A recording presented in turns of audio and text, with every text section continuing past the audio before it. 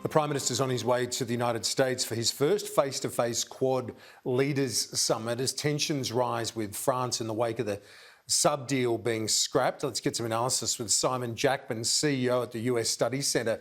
Simon, it's a big week in the alliance, big week for the Prime Minister as he has his first one-on-one with President Biden over coming days.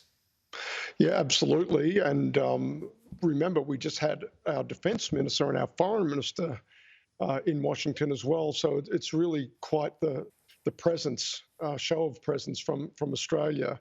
And the timing, I think it's really important to get the two principals on the page, particularly after the enormity of the deal that struck. The momentum they need to pick up off the announcement last week and carry through this 18-month consultation period. Very, very key, Kieran. And I think establishing that trust and that rapport at the very top of the tree in both political systems, really key to getting this 18-month consultation period off to a good start.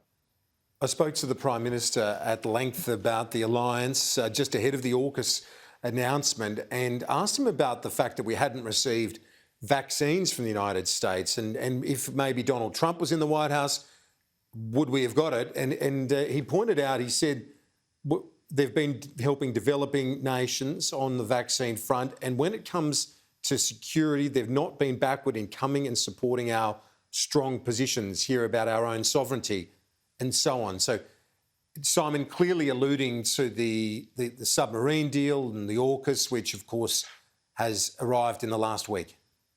Yeah, look, I always thought it was a little fanciful seeing if we could get vaccines out of the United States. I think while we feel the need here as rather urgent, I think in the broader scheme of things, if you're looking at Australia's needs from the perspective of the United States, you would say there's an advanced, wealthy country. It's actually got a low death toll and is managing this reasonably well. They don't need our help. And indeed, the United States at this point, the world's largest donator of vaccine globally, but Australia probably, not rating, and probably rightly so. But as you allude to, Kieran, at the same time, there was an awful lot brewing behind the scenes in the security space they did an amazing job of holding OPSEC, operational security, around that announcement and the planning. Amazing how that held and the way we're all taken by surprise by it. I've got to say, I totally agree with that. So tightly held for such a big deal. That there is an issue, though, looming for the Prime Minister this week, and I don't think the Biden administration will have any issues with raising it, being the climate priority. They've given, they're saying, OK, we're coming to the party on this issue. OK, here's what we need from you on this. Yeah, look, it's so fascinating, this side to it, Kieran. You've got such a deep, trusting relationship in so many domains of the government-to-government bilateral relationship. And I think you've read it the right way.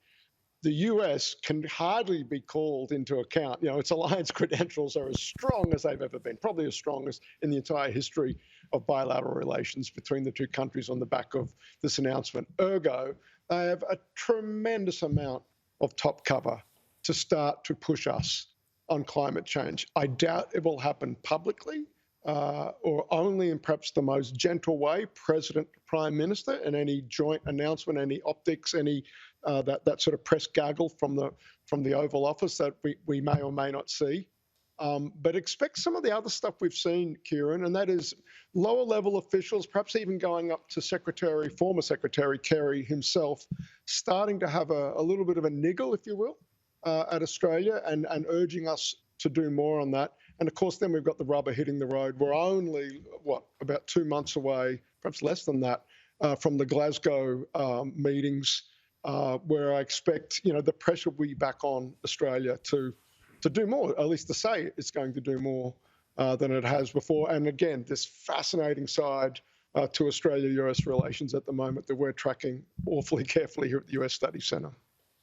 Yeah, and you're going to be busy the next few days, Simon. Good on Appreciate you, your analysis. As always, thanks so much, CEO at the US Study Centre, Simon Jackman.